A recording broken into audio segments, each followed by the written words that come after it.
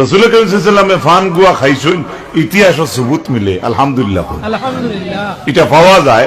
নগদ মিথ্যে।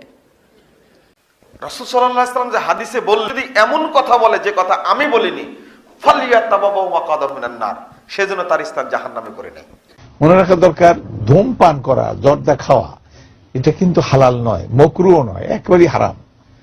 হারাম এই জন্য যে কোরআন কারীমের মধ্যে নীতি দেয়া হয়েছে। নীতিটা হচ্ছে ওই হিল্লু লাহুমুত তাইয়্যিবাত ওয়া ইউহাররিমু আলাইহিমুল খাবাইস।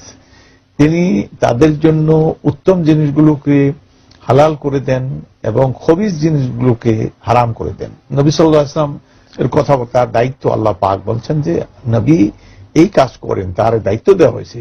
তিনি উত্তম জিনিসগুলোকে বৈধতা দিবেন আর নিকৃষ্ট জিনিসগুলোকে নিষিদ্ধ করে দিবেন।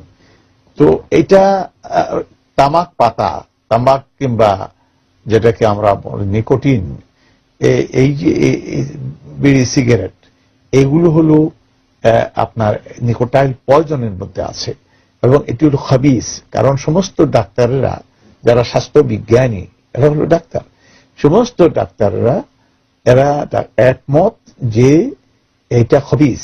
এই তামাক পাতা, এমনি ভাবে সাদা পাতা, তারপরে আপনার সিগারেট পান করা, এগুলো খবিস। খবিস হওয়ার কারণে এটা হারাম হবে, কারণ কোরআন নীতি দেওয়া হয়েছে। অতএব এর থেকে বিরত থাকতে হবে। এবং ডাক্তাররা এটাও বলেন যে পৃথিবীতে যত ক্যান্সার হচ্ছে, ক্যান্সারের অধিকাংশটাই হচ্ছে এই ধূমপান জনিত কারণে। এই রোগটা এখান থেকে সৃষ্টি হচ্ছে। কাজেই কোরআন আবার বলে, ওয়ালা তুলকু বিআইদিকুম ইলা তাহলুকা, তোমরা নিজকে নিজে ধ্বংসের মুখে ঠেলে দিও না। সুতরাং আজকাল বিজ্ঞান গবেষকরা, বিজ্ঞানীরা, ডাক্তাররা গবেষণা করে দেখিয়ে দিয়েছেন এটা ক্ষতিকারক দিক।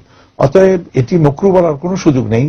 কোরআনের দলিল দিয়েই এটাকে বলা যায় এটি খবিস, আর খবিস হওয়ার কারণে এটি হারাম, সুস্পষ্টভাবে হারাম, এর মধ্যে কোনো সন্দেহ নেই।